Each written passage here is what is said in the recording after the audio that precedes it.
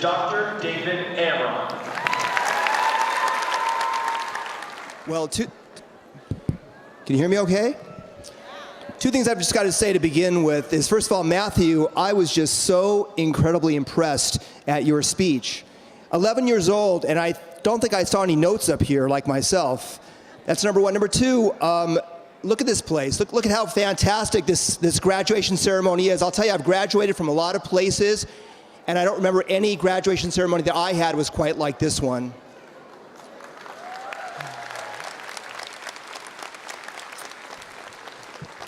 So please excuse me, I've reached the age where I'm not quite at bifocals yet, but I've got to remove these.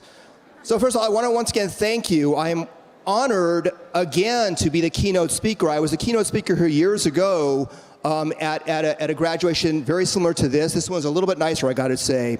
I want to congratulate each and every one of you and your families. You should be so proud of your achievement. I also want to thank my very close friends, Mitchell and Lisa first.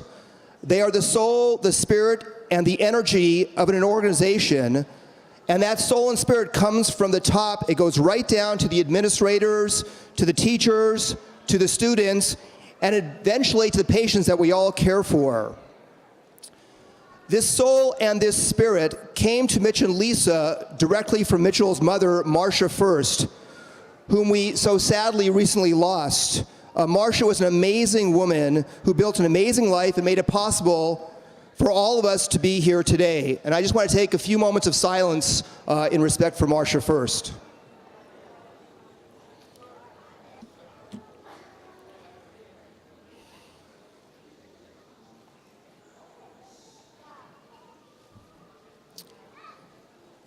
So as I mentioned, I spoke here a few years back, and when I was invited to speak this year, I asked Lisa to send me the audio tape of that speech.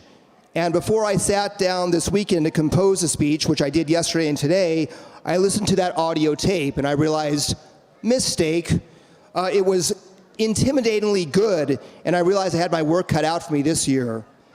So I did a lot more preparation than I thought I would be doing for this. Well, like that speech, today I will also get philosophical rather than bore you with the statistics of the medical field. I want to give you some wisdom, truisms, and pearls, and also helpful hints to take with you on this journey we call life and the transition from school and learning to working, giving, and providing. Today is the beginning of that transition for you. But a little about myself first.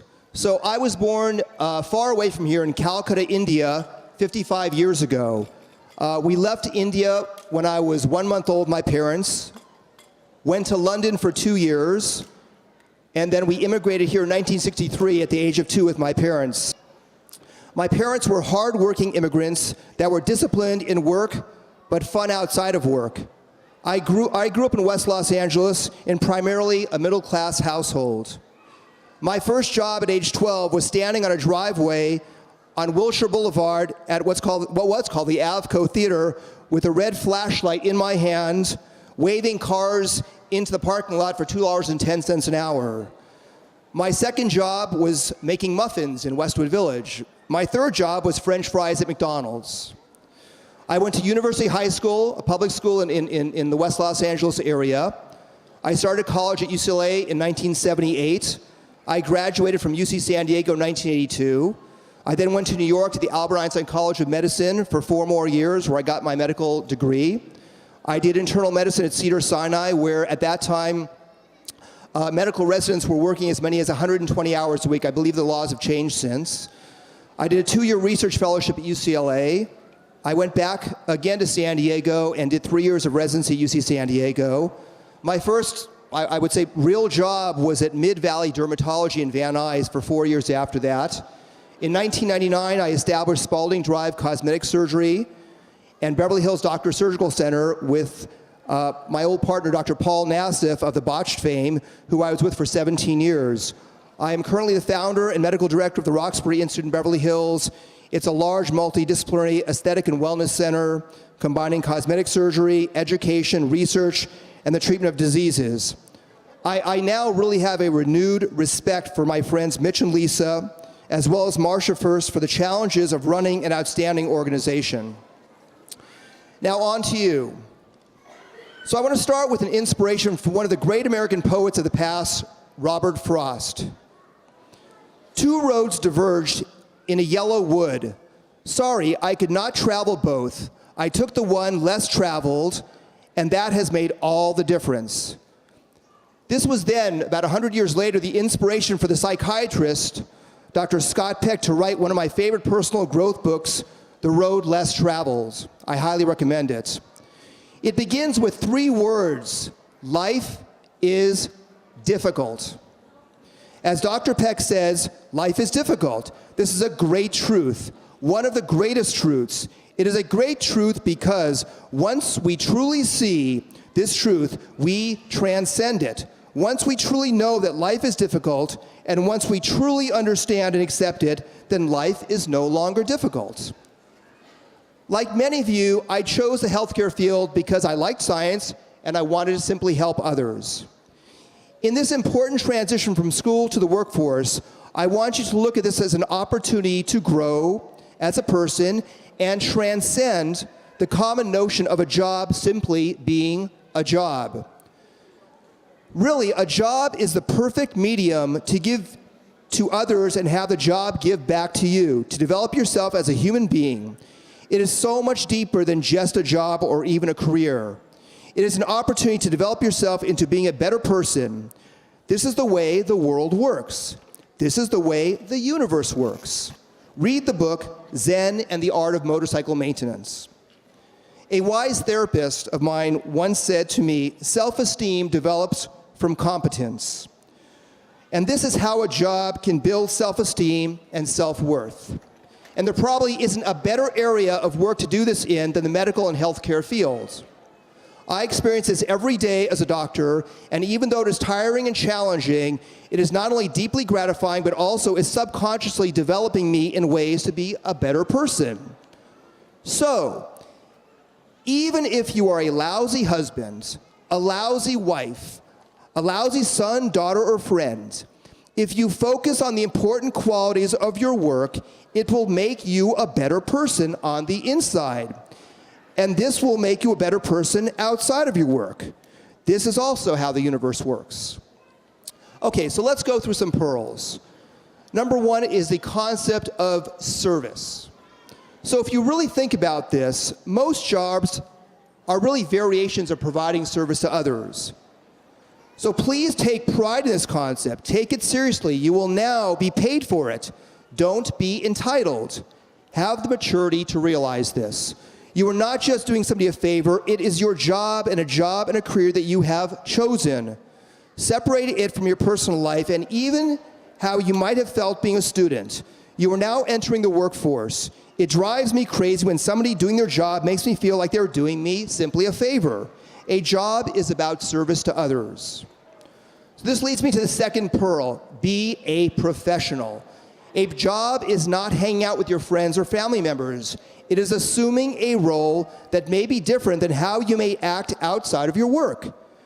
We obviously know this intellectually, but I want you to feel it and take it very seriously. This also leads me to helpful hint number 1. In your job, learn to ignore your feelings. So did he really say that? Ignore your feelings? So yes, I did. Remember that you are taking on a professional role. It is not really about how you feel. Control your feelings. The vast majority of the time, they are just going to get in the way, cause you more angst, and potentially harm the team working relationship. And in the medical and healthcare field, it's all about working together as a team. On to helpful pearl number 3. Be respectful. Know your place. You are working as part of a team. The medical field is a little bit like the military in how it is structured. I personally went from pre-medical school and college at UCLA to becoming a medical student, to becoming a sub-intern, to becoming an intern, to becoming a resident, to becoming a chief resident, to becoming attending, to eventually going on to private practice. So be respectful to those more senior to you with both your attitude and your communication. Special hint number 2. Doctors are not always easy to work for, or to work with, or to be married to. It really is a special challenge. They can be hypervigilant, egocentric, intolerant, and impatient. We are highly trained as doctors to find things wrong, as we're always trying to identify and correct abnormalities in our patients. I personally try to compartmentalize this in my work apart from my personal life, but it is not always easy. Many times you will see us as being more like Dr. Jekyll and Mr. Hyde. Mr. Hyde will be loving, caring, sweet, and gentle to his patients. Then, once he steps aside from the patient, he quickly transforms into Dr. Jekyll, with people that work with him or underneath him, becoming demanding, intolerant, and impatient. So if you become a victim of Dr. Jekyll, simply take a deep breath, center yourself, ignore your feelings, and continue to be a professional. Pearl number 4, be conscientious. Pay attention to the details. Many times it's not paying attention to the silly, stupid little details that create big problems. This is obviously hugely important in the medical field where we are involved in caring for people's lives. Pearl number 5, be kind and compassionate. I really don't have to give any explanation for that.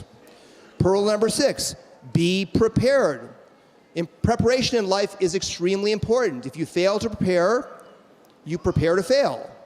And finally, pearl number 7, be determined, be tough. The healthcare field is truly hard work. Many of you will be in the trenches and on the front line. There will be times of feeling overwhelmed, exhausted, pushed, and frustrated. But don't despair, just keep a positive attitude. Remember, we develop ourselves much more as individuals by how we work through the challenges rather than times when things are smooth sailing. Look at it as an opportunity to grow. I see this in my own life, the importance of determination. I continue to apply determination to the challenges of my life and the world today. We were not put on this earth simply to avoid challenges and problems. Fulfillment and happiness in life is more about how we graciously handle these challenges. So like Dr. Scott Peck said, life is difficult. Like Robert Frost inspired us, take the higher road. I'd like to infuse 2 of my own wisdom quotes that I've always tried to remember. Number 1 is, happiness comes as a byproduct of the way you live your life. I know this may be a contradiction to the popular song, Don't Worry, Be Happy. I'm just not sure this is the way the universe is wired. The second one is, in life, you are always trying to do the right thing or you're not. There really is very little in between. So when you have a choice, do the right thing, take the higher road. Finally, I just want to say that sometimes when we are caught up in the stresses of life, we forget the true building blocks and foundation of success, happiness, and fulfillment.